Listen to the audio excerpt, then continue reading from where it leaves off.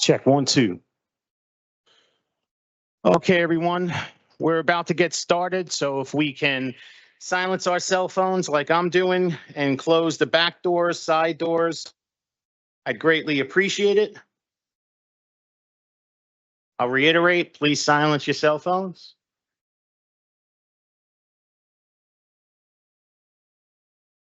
All right, good afternoon, everyone. We are on the record. Today is Monday, the 21st day of April in the year 2025. This is a City Council caucus meeting of the Jersey City Municipal Council. We had a scheduled 4 o'clock start. The clock on my cell phone is showing 4:04 p.m. May we have a roll call for the commencement of this caucus? Councilperson Ridley. Councilperson Baggiano. Councilperson Saleh. Here. Councilperson Solomon is not here. Councilperson Gilmore is not here. Oh, whoa. Coming in hot. He came in hot. Councilperson DeGise. Here. Councilperson Rivera. Here. And Council President Waterman. We have 7 council members in attendance at 4:04 p.m.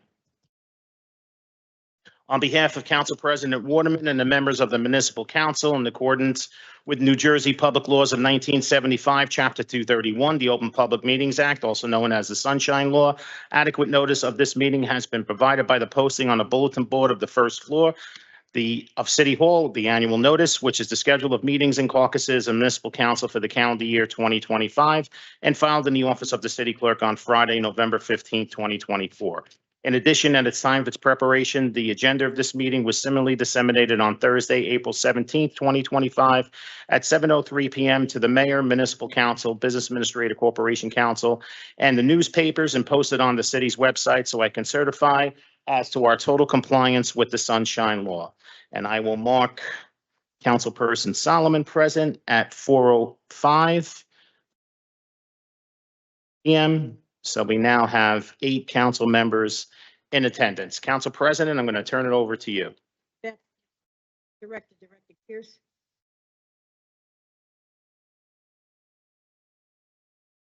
Good afternoon, President Waterman, members of the council.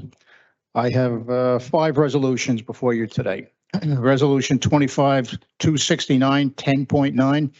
Resolution will authorize an award of a contract to Millennium Communications Group to perform the yearly services associated with the city's Emergency Operations Center. Services includes the EOC video wall, associated software, and peripherals. Total amount of this contract is $57,000, and the funds are available in the FY 2023 UASC grant. Next is 1022, 25-282. Resolution will authorize an award of a contract to Big Top Tent Manufacturers for the purchase and installation of insulation and liners for the Big Top tents located at the Office of Emergency Management and a Division of Sanitation. These tents provide storage for the city's street sweeper located at DPW, the emergency command vehicle, command buses, mass care ambulance located at OEM. The total amount of the contract is $288,500. And the funds are available in the DPW capital account. 1023, 25-283, resolution will authorize the award of a contract to 72-Hour LLC, trading as National Auto Fleet Group, for the purchase and delivery of 2 2025 Ford cargo vans for use by the DPW Automotive Division. Total amount of the contract is $97,628.02. And the funds are available in the DPW capital account. Next is 1024, 25-284. Resolution will authorize the award of a contract to 72 Hours LLC, trading as National Auto Fleet Group, for the purchase and delivery of a 2024 Ford F-150 for the DPW Automotive Division. Total amount of this contract is $52,655 and is available in the DPW capital account. Last item is 1025, Reso 25-285. Resolution will authorize the award of a contract to 72 Hour LLC, trading as National Fleet, for the purchase and delivery of 7 2025 Ford Maverick pickup trucks for the DPW Automotive Services Division for use by various city departments, replacing vehicles which exceeded their usability and reliability. Total amount of this contract is $217,439.53, and the funds are available in the DPW capital account. Thank you. Have a nice night.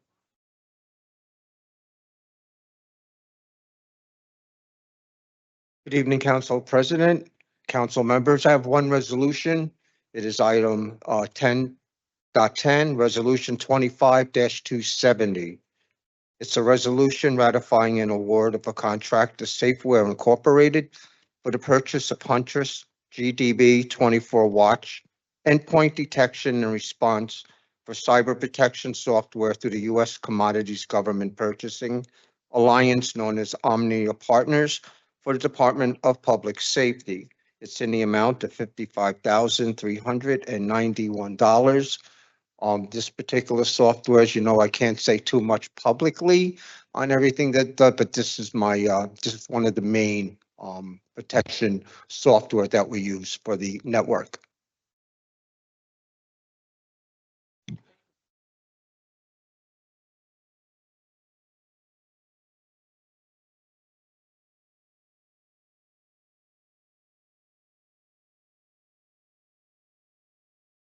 Good evening, Madam President and members of the City Council.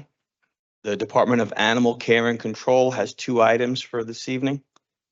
Item number 1, 10.11, Resolution 25-271, a resolution authorizing a shared services agreement with the town of Guttenberg pursuant to the Uniformed Shared Services and Consolidation Act for the City of Jersey City to provide the town of Guttenberg with animal control and animal sheltering services.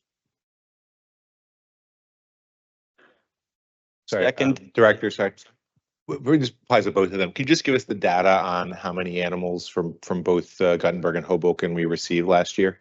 It was minimal. It was 5 animals from Hoboken and 3 from Guttenberg. We currently have 2 dogs in the facility right now from Hoboken and 1 from Guttenberg. And that's total for the whole year? Yeah. Okay, thank you. They have not had a great impact on our operation. My second item is agenda number 10.12, Resolution 25-272, a resolution authorizing a shared services agreement with the City of Hoboken pursuant to the Uniform Shared Services and Consolidation Act for the City of Jersey City to provide the City of Hoboken with animal control and animal sheltering services. Thank you.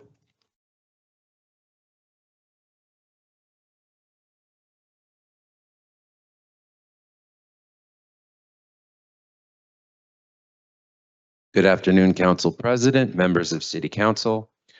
HHS Division of Food and Nutrition has 1 item this evening for your consideration. Agenda item number 10.13, Resolution 25273. This is a resolution accepting an award from the NJ Department of Agriculture for this year's Summer Food Service Program in the amount of $306,191.07. Thanks.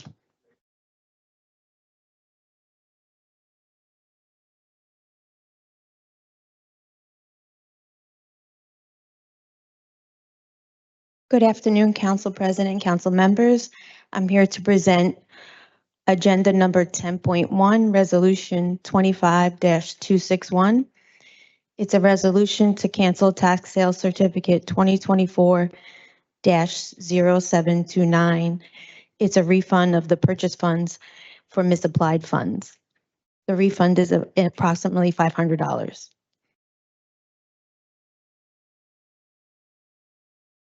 The next item is 10.2, Resolution 25-262. This is a resolution to cancel a tax sale certificate 2024-641 due to a county board judgment. Thank you.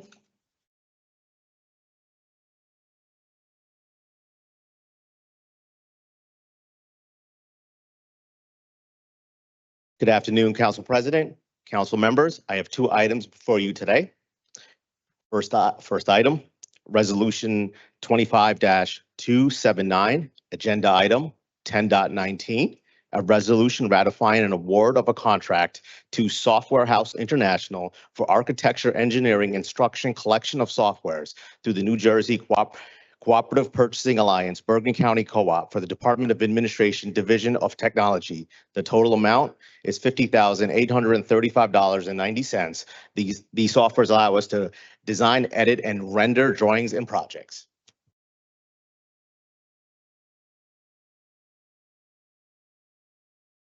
Second item, Resolution 25-280, Agenda Item 10.20, a resolution authorizing an award of a contract to Howard Technology Solution for the purchase and delivery of Lenovo monitors and desktops under the New Jersey State Contract, the Department of Administration, Division of Information Technology. The total amount is $59,250, and this is to upgrade PCs throughout the city.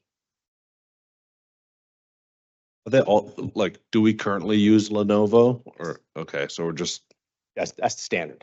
got it. Yep.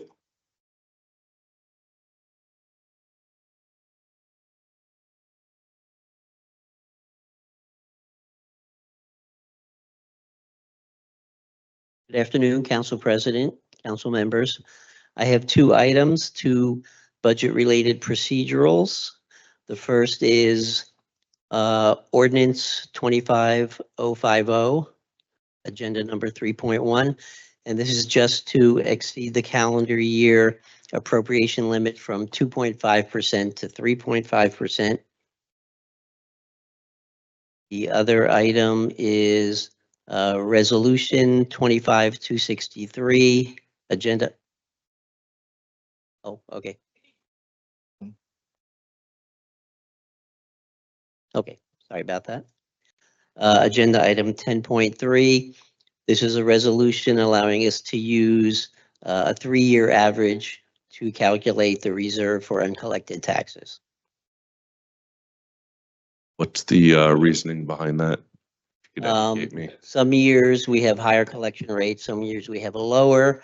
If we average them together, we can maybe get a higher rate. Like 2023 was 97.01%, 2024 was 97.38, and 2022 was 98.91. If we average them together, we can use the 97.77 instead of last year's 97.38. Okay. Great, thank you.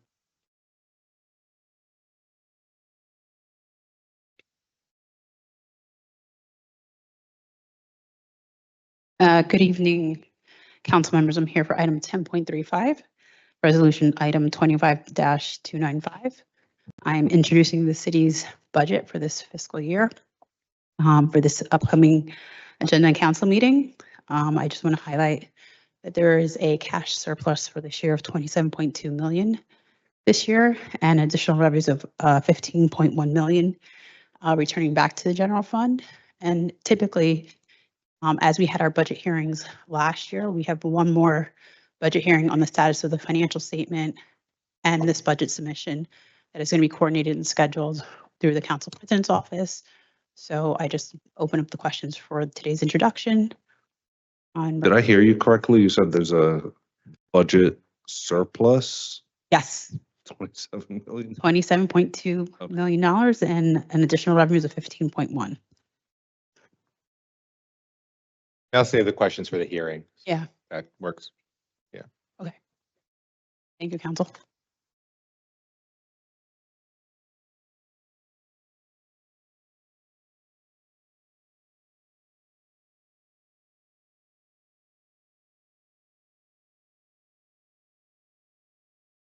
Good afternoon, Council President, council members. I'm here before you today with item 10.15, resolution number 25275, which is a resolution authorizing the adoption of a spending plan for the Affordable Housing Trust Fund.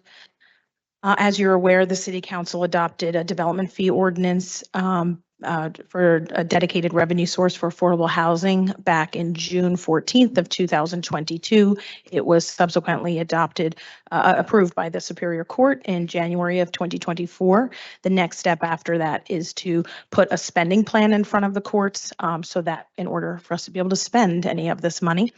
In the item, there is a copy of the spending plan. That's the draft spending plan for you all. I've worked on this with our consultant, Beth McManus, who's here to answer questions. As you know, I met with all of you in different groups or individually to go over what our options were in terms of the spending plan. I worked with Beth to incorporate as much as what I heard from you all. There was a lot of similarities in what your thoughts were and where your priorities lied. So that wasn't that difficult because you were pretty aligned. The plan, just to go over what's in the plan, the large majority of the money, about 50% of it, is spent on rehabilitation. The city of Jersey City has a 3,700 unit rehabilitation requirement. And so majority will be spent on rehab to existing housing stock. We also will prioritize the creation of new affordable housing units through use of the trust fund. That those could be 100% affordable projects that have 100% of the units are affordable housing, or they could be mixed income projects that have market rate as well as affordable housing within them. Where the big decisions really lied were in 30% of the amount. So minimum of 30% had to be spent on what's called affordability assistance. That's what we all met to talk about the priorities. What we were able to incorporate in this plan are the following priorities. So emergency rental assistance, that's something that is pretty unified between all of you that you're interested in continuing. We now work with the county to do that. We have a cooperation agreement with them and we'd be able to continue doing that. Just as a reminder, all the items in the affordability assistance category have to go for people in existing deed restricted affordable housing, but we'd be able to have a dedicated stream of money available for the emergency rental assistance for those residents. Emergency health safety repairs. Many of you mentioned making sure we prioritized homeowners. So we're also doing that through the rehabilitation as well as this safety repairs program. We can do a down payment assistance program, and that can go to help subsidize the ability for people to buy deed restricted low affordable housing units for sale. We can actually put money in to help with down payment assistance. This would be in addition to the program that community development already runs with our HUD funds. And then also, this was popular among all of you, was the buy down program, or the ability to convert affordable housing units that might come in, say, at like 80 or 50% of AMI, to be able to buy them down to 30% of AMI. And so we'd be able to do that in this program. And then the last pot of money, which is the maximum of 20%, are the administrative funds, and those through the resolution or through the ordinance that you all passed is going to be dedicated for right to counsel, as well as supporting any of these programs. And that's what this plan lays out. It also has some details on how all of those programs would work, and we're here to answer any questions if you have them. For the down payment assistance for the housing, I know CBDG runs the Golden Doors program. Is this going to be a separate tranche of money that people can access? Will they be precluded from going for Golden Doors, or is it going to be like in coordination with them? And it'll be in coordination, but they run a little bit differently. The program that DCD runs is for buying any housing in the city, and that's why we had to increase the amount of money to use for down payment assistance, because you could buy a market rate unit, for example, and we'd be helping an affordable family get into that unit. To use affordability assistance, we have to use it on deed restricted affordable housing. So this program with this money would be for, say, affordable housing developer that builds for sale affordable housing. And that's why the number is a little lower. It provides up to $50,000. We go up to 150 with the other one because this is already deed restricted affordable housing. So the number of what the for sale should be significantly lower, but it still helps families bridge that gap to get into a deed restricted unit. So that's how they're different. And for the rental assistance, I know you said is going through the county. I'm not opposed to that. I'm just wondering, is there any like accountability when it comes to them sending us a report or like who they're giving it to? Or is there going to be some sort of like, we're not just giving them the money and then No, they have to use it for set it and Jersey forget City it? residents. Okay. And so there is money you already allocated or that you asked to be allocated, and then the trust fund committee allocated that money. That money that was sent was not part of the spending plan. So that could be used for any Jersey City resident. This money that's being sent as part of this plan would be available for Jersey City residents, but Jersey City residents in deed restricted affordable housing. The counties was able to do that. Actually, Beth had the conversation with them, and I'm happy to have her speak to you if you'd like. They're able to do that and report back. Do you want to? Good evening, Council. My name is Beth McManus. Yes, I did have a conversation with Hudson County about partnering with the city on this program. They seemed pleased to do so. They indicated that what would be necessary is a shared services agreement between the city and the county for this program, for which they provided a draft, which the city can use for revising for this current program. Thank you. Any other questions? Thank you.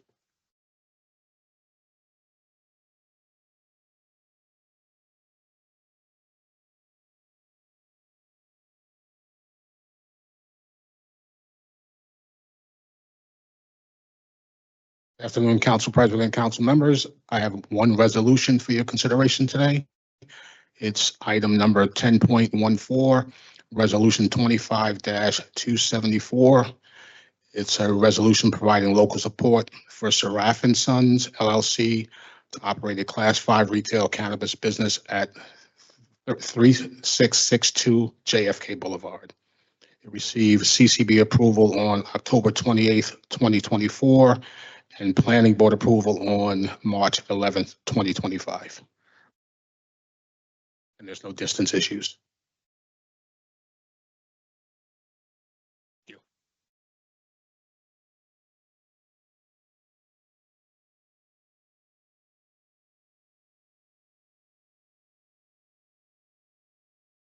Good afternoon, City Council. Brian Rance, the Division of Community Development. I have three items for your consideration. The first one is Agenda Item 1016, Resolution 25-276. This is a resolution of the Municipal Council of the City of Jersey City authorizing the subordination of the city's mortgage encumbering 102 Cambridge Avenue, Unit 11. A constituent purchased an affordable unit at 102 Cambridge Avenue. It's got a 30-year restrictive period to 2044. Last week, last council meeting, you all authorized the assumption of the mortgage. The old owner is looking to sell to an income qualified buyer. The purchaser is going to acquire the property with financing that requires that their mortgage be higher in the chain than ours. And we reviewed the matter. We're sufficiently protected due to the value of the home, and we're asking your permission to authorize a subordination agreement to allow the buyer to purchase the property. The second item is Agenda 1017, Resolution 25-277, a resolution of the Municipal Council of the City of Jersey City authorizing the acceptance and execution of a community service block grant non-discretionary grant agreement between the City of Jersey City and the New Jersey Department of Community Affairs. The New Jersey Department of Community Affairs receives from the Federal Health and Human Services Community Service Block Grant money. We applied for that funding and we were awarded $497,214. We're asking permission to accept this money and set up grant accounts. The final resolution is Agenda Item 1018, Resolution 25-278, a resolution of the Municipal Council authorizing the business administrator to execute a partial discharge of an affordable housing trust fund mortgage and discharge the affordability restrictions encumbering 305 Witten Street, Unit G2. In 2014, the city of Jersey City provided approximately, I believe, $225,000 to a developer to construct 4 affordable emerging homeownership housing units. Pursuant to that award, the developer signed a note and a mortgage. Thereafter, the property was acquired by the homeowner. The homeowner went through some hard times. It was foreclosed upon. And now a new owner has acquired the property. Pursuant to the affordability agreement, upon a foreclosure, we're required to discharge the affordability restrictions. There's also still the mortgage from the developer, and we're asking for a partial discharge just pertaining to this unit. So we're asking for a discharge of the affordability restrictions for this unit and also a partial discharge for the mortgage that the developer signed originally.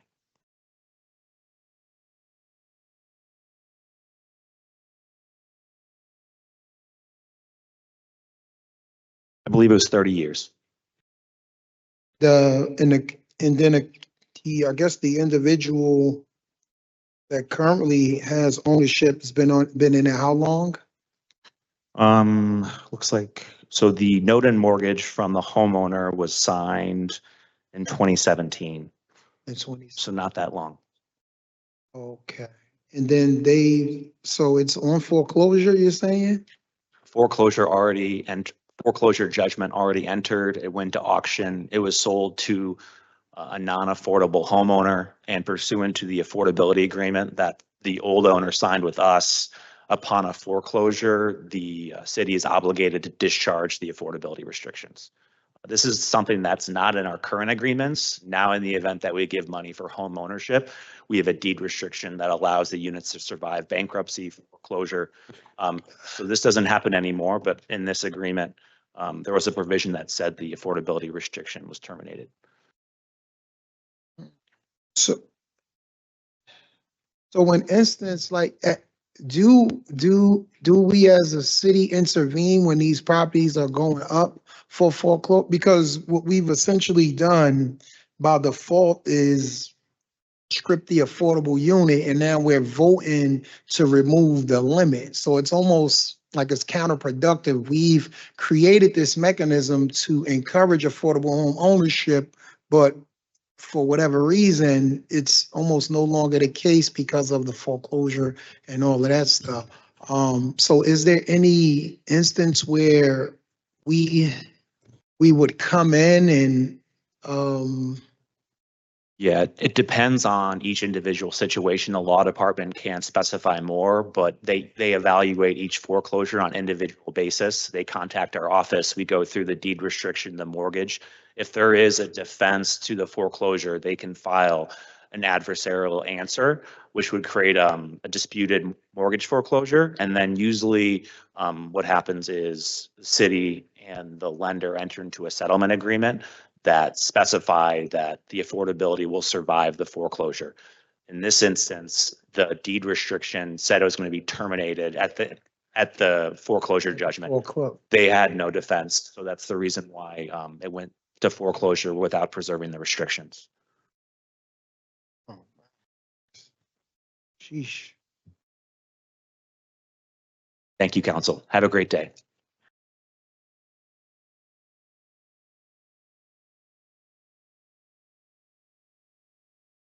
It's crazy.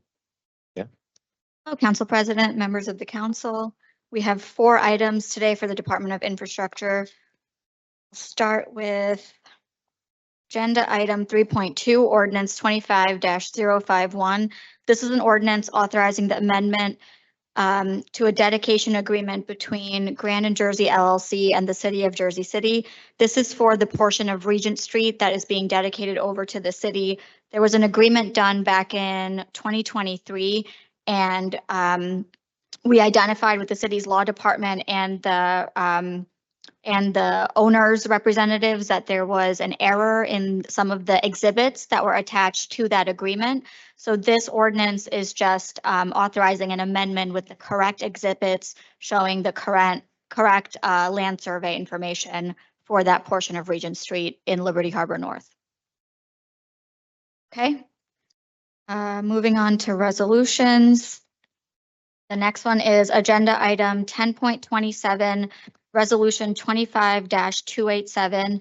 This is a resolution rejecting the sole bid that we received on March 20, 2025 for Reservoir 3 historic structures. This is project number 2020-002. So the sole bid that we received was in the amount of $9.6 million, which significantly exceeds both the budget that we have available of just around 4 million and the construction estimate that we have for the project. Okay.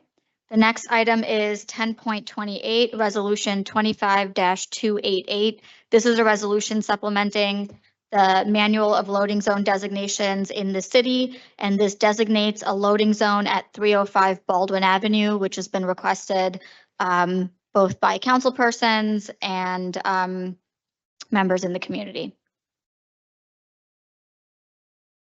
Sorry, just going back to the reservoir, are we planning on sending it out for bid again? I don't know, Councilman. We've tried a couple of different things with this one. We tried to do all of the historic structures under one bid spec. Right. And we kept getting bids that were way too high. Then we tried splitting it up and the same thing was happening.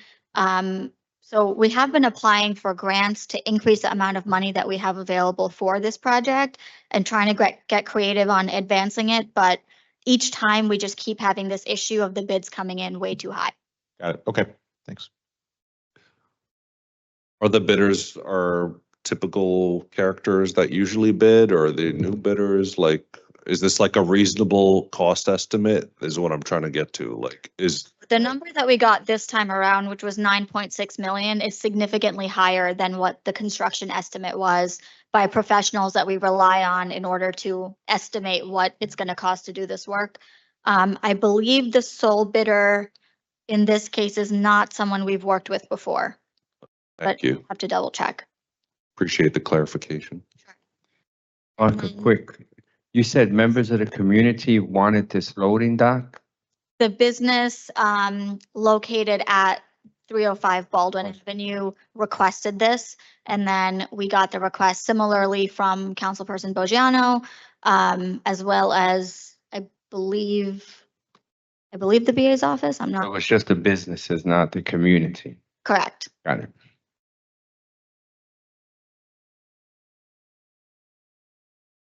Okay, the last item is for transportation, so I'll invite the transportation director to present that one. Good afternoon, Council President, members of Council, Mike Manzello, Director of Transportation Planning. This is in relation to resolution number 25-289, agenda item number 10.29. It's a resolution requesting 6-month extension for the New Jersey Department of Transportation for the Columbus Drive Improvements Project. If you can recall, there were actually 2 rounds of funding that the city received for this project. So the first round, the deadline was upcoming. It was scheduled to be in June. Seeing that there has been a lot of utility work that has really impacted Columbus Drive, there's more coordination that needs to be done between the MUA and the city to make sure that the utilities are in line to move forward with construction of this project. So DOT has indicated a willingness because of those utility issues to grant another 6-month extension for that first round of funding. So this will actually line it up with the second round of funding deadline, which is in November of this year.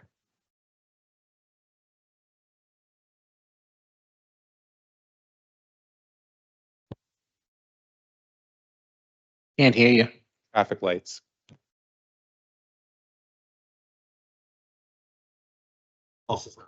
We gotta hit the down. Matt, what do you have to do with the traffic lights? Like, Rich. It depends which traffic signals. State highway. The state highway, our department really doesn't have any jurisdiction over it. If you're talking about 139, we were made aware of an issue and we're trying to get with the appropriate folks at DOT to understand what changes, if any, were made. Yeah, I know we've called them many times. They don't respond. They don't give a damn. And I have somebody in the city driving me crazy about a traffic light, on the highway there. Can you maybe get a hold of them and tell them to put the timers correctly on them? Yeah, we've reached out, but Reached out numerous times. Go ahead. Yeah. We received a complaint this past weekend, over the holiday weekend, about issues at a specific location on 139. Kevin actually made us aware of an issue that was happening. He also reached out to Senator Mukherjee. He reached out to his contacts at the DOT to get it addressed, and we've done the same thing. That's pretty much all we could do on state signals.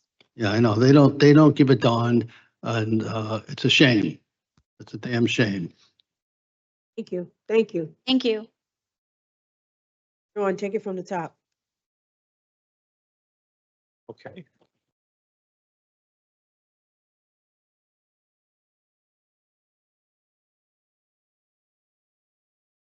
Right, on to our first reading ordinances.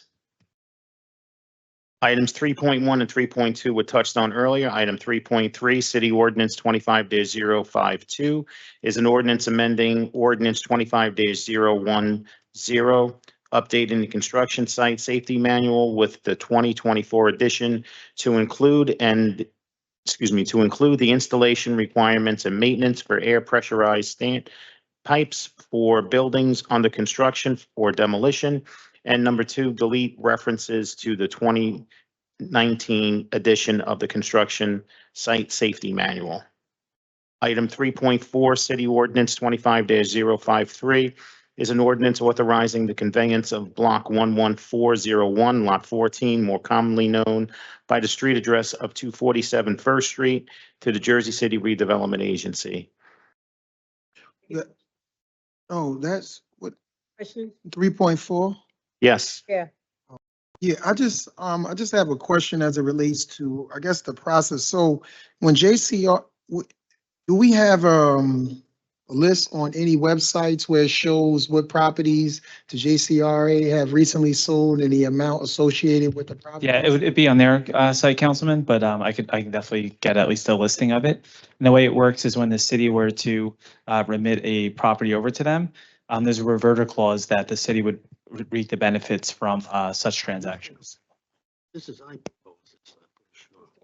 Are there any other questions on that ordinance? Just send it to all of us. This way you don't have to. Okay. The last first reading ordinance is near and dear to my heart. Item 3.5, City Ordinance 25-054 is an ordinance amending Chapter A 352, enabling ordinances of the Jersey City Municipal Code, renaming Courthouse Place from Baldwin Avenue to Oakland Avenue in the city of Jersey City to Robert Byrne Way.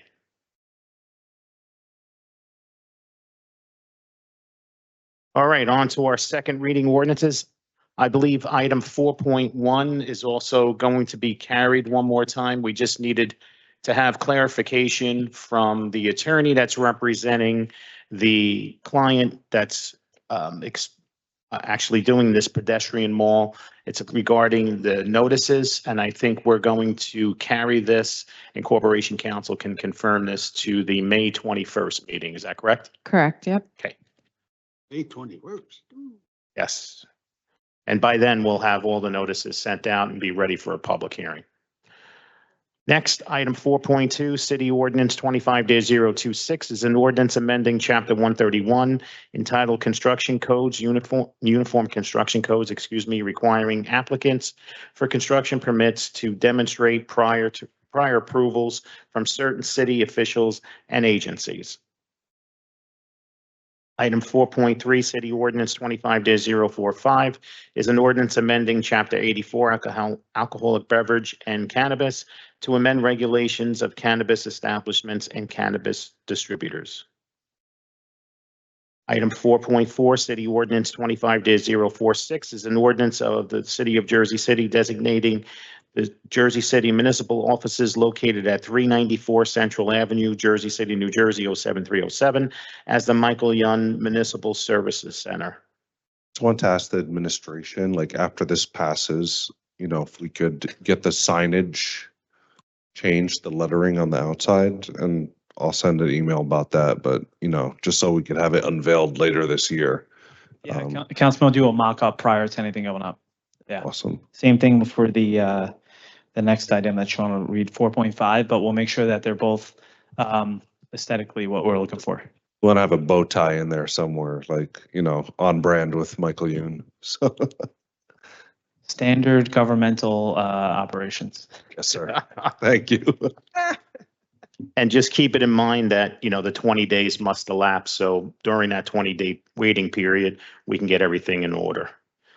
Item 4.5, City Ordinance 25-047 is an ordinance dedicating Judge James McCaffrey's former courtroom number 4 in the Jersey City Municipal Court as the James J. McCaffrey Memorial Courtroom.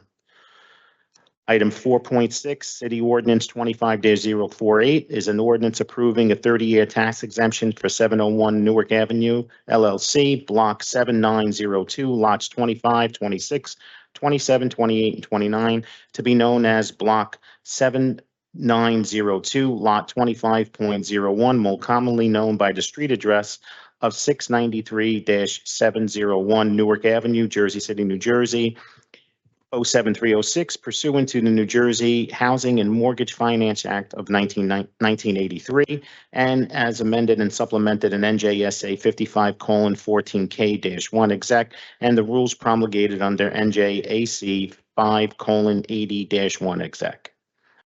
And our last second reading ordinance, item 4.7, City Ordinance 25-049, is a franchise ordinance granting permission to St. George and St. Sanuda Coptic Orthodox Church to encroach onto the public right-of-way along the frontage of 395 Sip Avenue, Block 11801.01, Lot 1 and Lot 3. If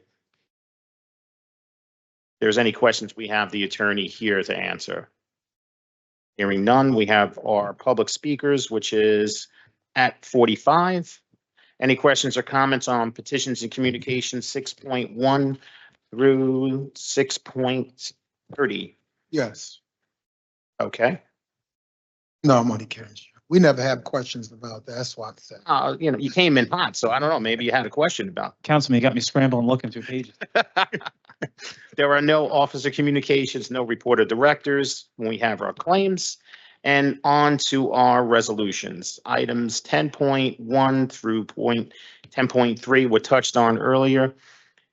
We have item 10.4 listed on our agenda.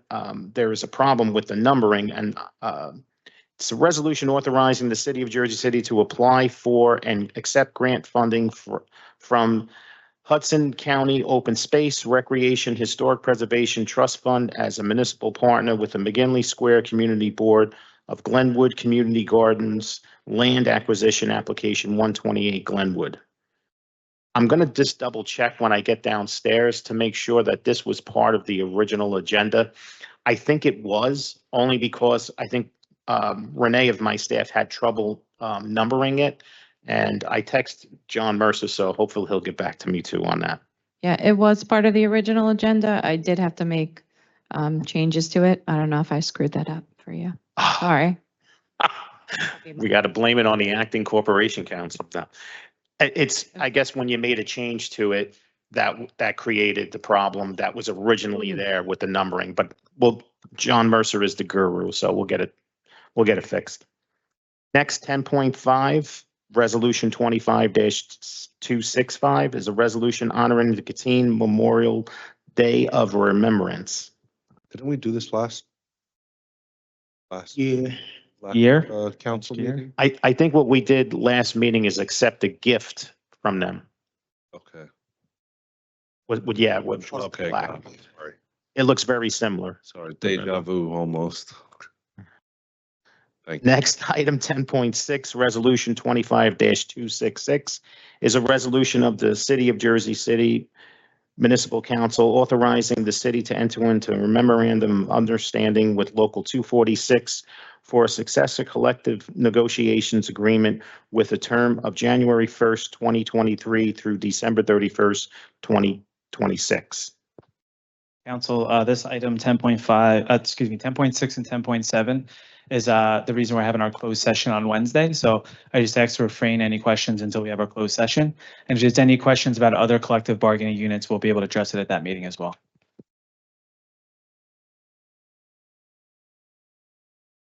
Okay. Okay, just as the BA had said, 10.7, Resolution 25-267 is a resolution of the Jersey City Municipal Council authorizing the city to enter into a memorandum of agreement with Local 246 to settle arbitration regarding double time pay for the COVID-19 state of emergency.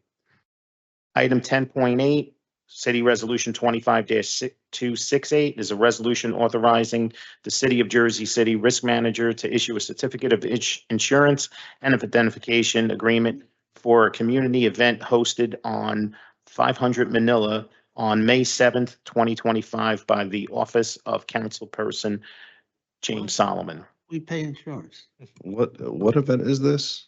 We're doing a senior meeting because the senior manager doesn't, this is like an official meeting and the senior manager in the building won't let us do it in the building. So we're gonna do it in the park. We're doing a meeting with 500 Manila, the seniors there. Yeah, senior manager, the manager of that building is, She said no. yeah, so if you want to do that, we'll host the meeting in the park. Is this open to the public? Yeah, so it's, I mean, it's a meeting with the seniors, but yeah. Okay, yeah, so we love seniors. Yeah, exactly. Yeah, they'll make good times, but yeah. Okay, items 10.9 through 10.20 were touched on earlier. Item 10.21, Resolution 25-281 is a resolution authorizing the public sale of 25 motor vehicles through the publicsurplus.com public online auction. Items 10.22 through 25, which touched on earlier. Item 10.26, Resolution 25-286 is a resolution authorizing the City of Jersey City to accept a gift from Charles and Company in celebration of Lesbian Visibility Day in the City of Jersey City. Items 10.27 through 10.29 were touched on earlier. Item 10.30, Resolution 25-290 is a resolution calling on the Federal Aviation Administration and other relevant federal agencies as well as New Jersey state agencies to immediately review and prohibit low-flying helicopter traffic over residential areas of Jersey City and Hoboken and urge immediate passage of Bill A 1371 in New Jersey General Assembly and urge corresponding legislation in the New Jersey State Senate. Yeah, it's out of control. The helicopters have really not been operating safely throughout Jersey City Heights and Hoboken and all of Jersey City. And, you know, we saw with the tragic death of 6 people that they need to be reined in. And the FAA, they're asleep at the wheel. And this is drastic action that needs to be taken because they've gotten worse, believe it or not. And I don't believe in the death penalty, but this is an industry that I think needs to be put on hold for a while until everything is reviewed. They're flying 100 feet, sometimes 50 feet above an area that has a school for the blind, which requires their auditory senses to cross the street.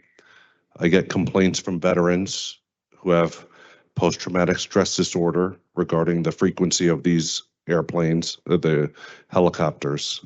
And Kearney Airport, you're on notice, and State Senate needs to ban all recreational tourist helicopters ASAP, and the FAA needs to get up off their butt and actually regulate this immediately. That's all.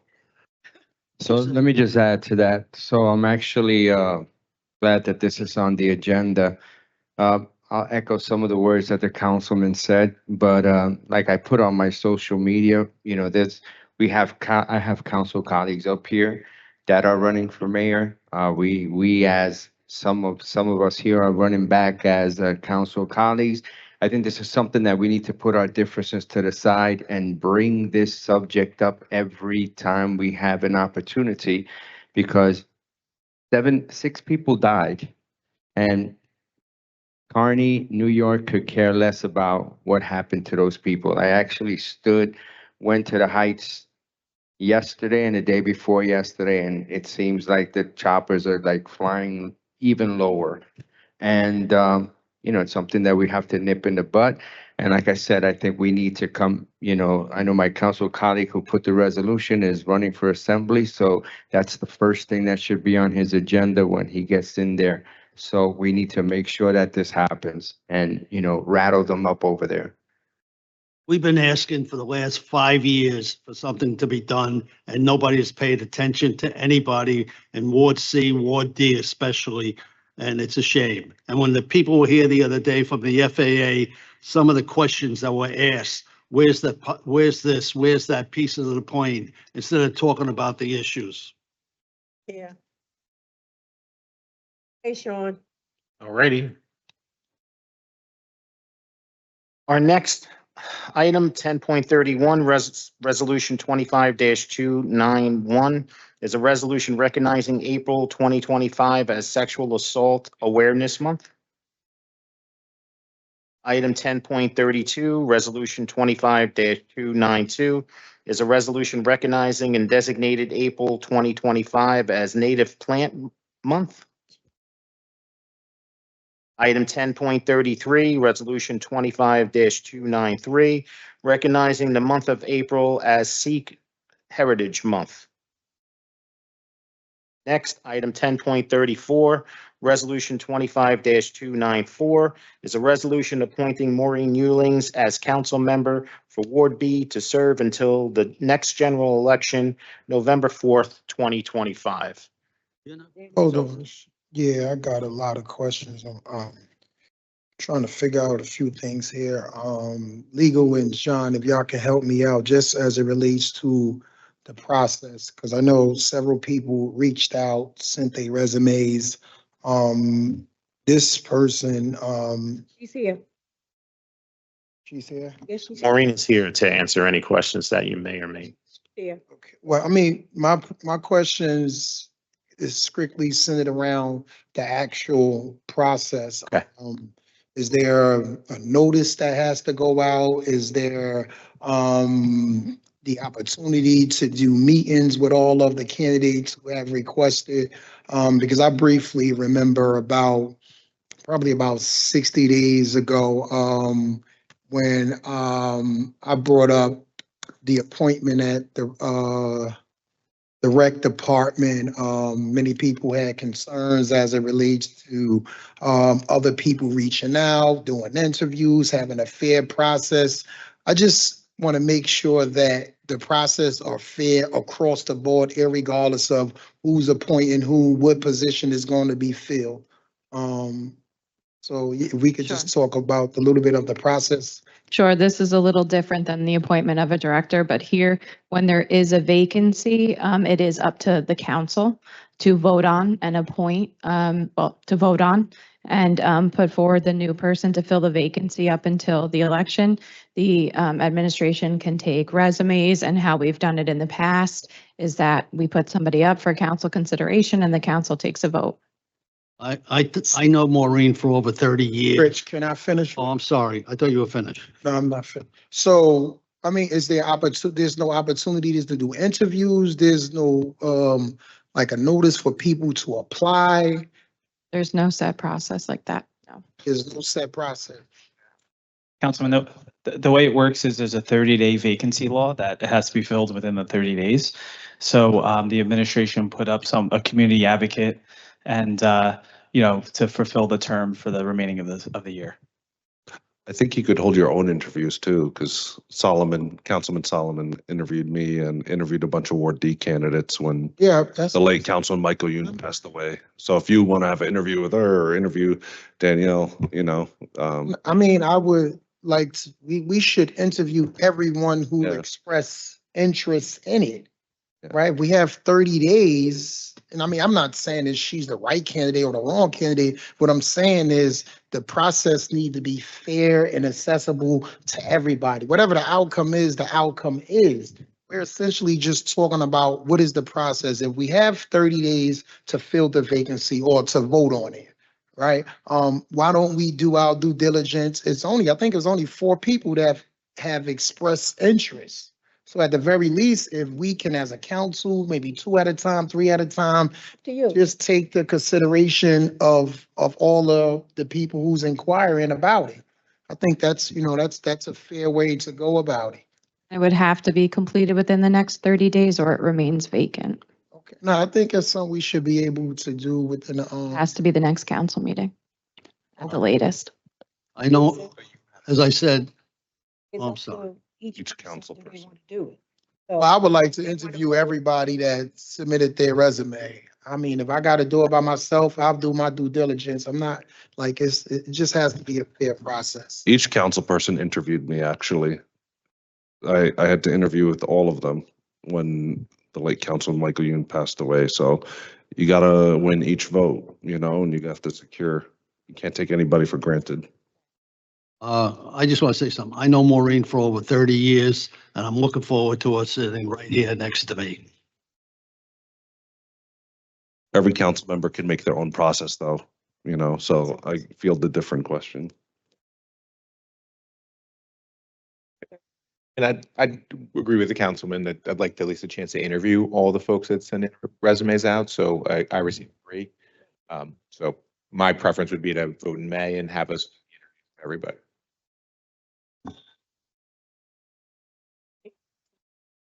Interview is up to them. So. do you feel? I think we should, see what the council wants to do. If you want to vote on it today, I mean, this upcoming meeting, or if you feel comfortable, or if you want to interview other candidates, that's, their prerogative. I just want to, Council, I just want to stress the urgency that through the process, that if it weren't to happen this meeting, at the following meeting, if it weren't to happen, then we have a vacancy. Like state law prohibits it to continue on past 30 days. That's why the administration felt it was important to put someone up. I know Maureen's making herself available for anybody if there's any questions or concerns. She's here today. If there's any public conversation that wants to be going on, I know she reached out to several members throughout the week. And she's a community advocate, and as far as I know, she's not looking to seek office after. It's more of a caretaker for the seat. We got the 30 days. We got the 30 days. We might as well utilize the 30 days. I mean, I don't see no harm in if we vote on it this Wednesday or 2 Wednesdays from now. What catastrophic is going to happen that we need a 9th council person to consider that vote? The budget. All I'm saying is that if it doesn't happen in that second meeting, Is the budget Hold on, jeopardy? council members, hold on. We can't have multiple people talking all at the same time. Councilman, I respect what you're saying. I was just saying that through the process, that if there's not a consensus at that second meeting, then it's a vacant seat and we go 4-4 potentially for the rest of the year. And it could have lingering effects that we want to put someone up or, initially and then default to a second meeting if there's a requirement for it. We'll put it forth and vote. Ms. Carmen has mentioned something about the budget back there. Speak to her. The budget gonna be in jeopardy if we don't have 9 people. We voted last year the first time and 2 people wasn't here. I mean, for God's sake, let's just be fair. She may be the one that's earned all of the votes or whatever. I'm saying at the very least, just afford the opportunity, right? Just afford someone to come in to give their pitch, right? I mean, I just don't understand. It's not a hard thing. What I find out though, when we go through this though, it always depends on who's up. The reason why I say that, because I know when we went through this with the director, we didn't interview him at all, but you presented him forward. Okay. It's your option to do it at that time. Now, there's another option that they feel like they doing a time thing, and so they put her forward. To me, it always depends on who's putting up what. And that's what I see here, to be perfectly honest, because we didn't know with the recreation guy, but you put him forward. But it shouldn't matter who, that's the problem, that you're considering who's nominating a person, whether it being the same process. Remove people from the equation and just focus on what is the process. How do we go about making sure it's a fair and equitable process. And that's Right. when the recreation came, you put him forth and we voted it down, whether we met with him or not. That's my point. That was the process we did from the very beginning. But the thing is, So I'm many doing the people, same way. many people voice concerns about abstaining because they didn't have the opportunity that I'm requesting. Right, and So that's it's like we've done something. making sure they do fair by you, because when you That's did all it, I'm they did the yeah, same thing. So that's why present her. And if by any chance they don't want to vote, then they don't have to vote, because when you did your process, they voted it down. I'm saying it's the same way that you did yours. That's what I'm saying. And All right. just for clarification, if there was a council person that had somebody else that they wanted to put forth, they would need to submit a resolution for that person, correct? And you can, So the person has to be on the agenda in order for us to vote them up. That's correct. so that's it. Can you send around the names that you said there are 4 names? So I only myself. I only have 2, like Maureen and Danielle, so. And someone. Oh, it was Kayla. Yeah. Kayla, okay. Right. I only received 2 additional resumes, which I forwarded to the entire municipal council when I received them, besides Maureen. And Sean, can we put the resumes with the resolution if there are any additional ones? I don't think the resume is on this one, Yeah. but any additionals? Yeah, we'll take care of that. Councilwoman, we'll take care of that. We just want to give Maureen an opportunity to be heard before we did anything public with it. So does the council have any questions for Maureen while she's here? So I'm confused. Are we going, No, we're gonna so vote. we're not going, so we're not going to interview anybody else. We just either going to vote on her or not. We're gonna put it forth. You want to bring somebody else, you have that right to bring a resolution until Wednesday. Well, the thing is, if we vote on her tomorrow and it passed, you've essentially took away due process from the Oh, other we can take people. the process. That's what I'm saying. I'm following the same process you did when you brought the. So we We vote, voted on it, yes or no. if we That's vote what- Wednesday and it passed, You can have another. can we vote again to appoint someone else as well? You're saying, John? It's it. You can vote against it. No, listen to the question. I'm not saying for or against. I'm specifically saying if we vote tomorrow for the young lady, Wednesday, and it's approved by default, you can't appoint someone else after you've appointed someone, correct? But you can motion to carry the item, you could motion to introduce an item, like Yes. there's things you can do parliamentary procedure wise. If you find another candidate that you strongly want to advocate for, like, we're here to deliberate, right? Like that doesn't preclude you or stop anyone. I'm essentially saying if we have 30 days to make this decision, John's saying it will have to be done by the next meeting to get into that 30-day threshold. I just meant that if it's not done and This there's week. not a consensus on who it's going to be, then it'll ultimately be vacant. That's my conversation. So that's what I'm saying. So what's the harm in carrying it to the next 2 weeks? And, I'll make myself available to, it's only, I think it's 3 people to interview all 3 people. Well, why don't we do that then? So if it's only 3 people, those 3 candidates are willing to interview because they're actually, put in to be a council person, then we have tomorrow to interview them. You could interview them tomorrow and make your decision by Wednesday. Tomorrow. But you want to give people notice, you don't you gotta, I'm confused, man. I guess everybody can vote how they want to vote, man. At the end of the day,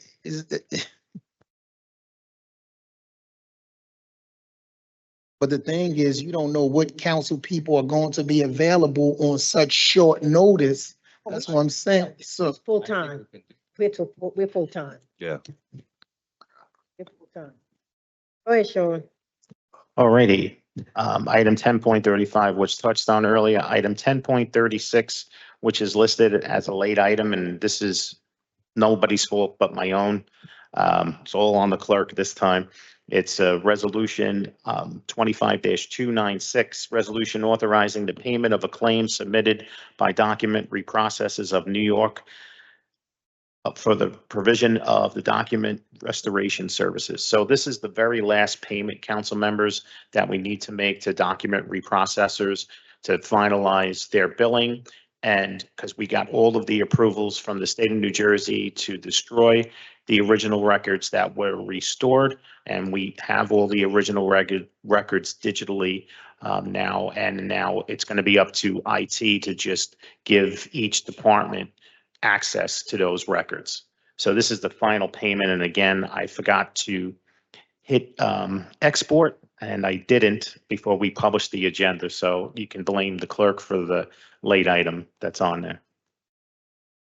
Wait, you're saying we're destroying the original records or?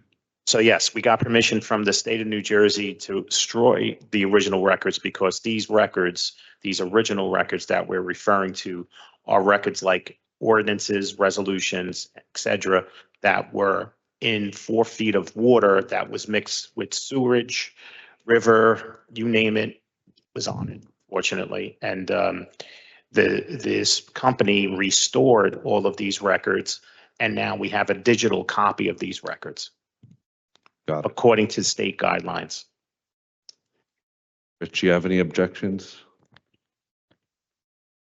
Second. So before we ask for an adjournment, I believe we have the Director of Recreation and Youth Services here, Keith. Keith just wanted to address the council quickly. Acting Director, and thank you, everybody. Council President, I'm just walking something on. It was on the late side. It's a resolution for a contract with Mainline Commercial Pools for the purchase and delivery of bulk chlorine for our city pools, Pershing, Johnson Pool, and Pavonia Pool. Any questions? Keith, do you need it at this meeting? Do you need it for this meeting? I definitely need it for this meeting. Why didn't it make the Well, it technically was for the next meeting, but as mentioned, Mainline Commercial Pools is the holder of the contract. We finalized all the quotes, Mainline earlier this month, and submitted the requisition to purchasing on April 11th. After confirming their ESCNJ number contract, purchasing department informed us that Mainline's current contract expires on the 25th of April. So we need to get this on right away.